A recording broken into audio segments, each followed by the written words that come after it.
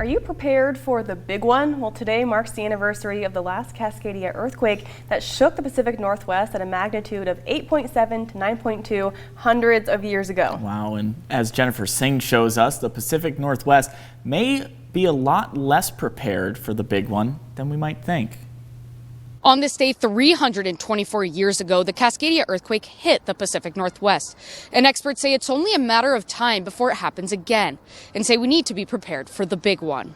Just decades ago, there was little to no knowledge about the earthquake that many of us are preparing for. We didn't know much about the subduction zone in the 80s, 90s, general acceptance, increasing study of it through the early 2000s, some other large earthquakes that occurred on the planet, 2011. And all of a sudden, the Pacific Northwest thinks, oh my God, this could happen here as well. And for the past few years, scientists across the nation and scientists right here in Eugene have been researching when the next quake will hit and what we should be prepared for. A lot of structures around Oregon and the Pacific Northwest were built long before we really started taking it seriously. Many buildings now are being designed or redesigned to be more resistant to the effects of an earthquake. But researchers are also designing ways to help better detect when the big one may hit and how we should prepare.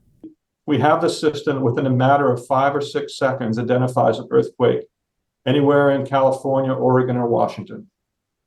Then, at the speed of light, we send alerts out to phones and we send alerts out to critical infrastructure providers. I think for people who have the resources and are able to get prepared, doing so is going to make a world of difference for how they're able to weather any storm or get through a Cascadia scale event here in the community.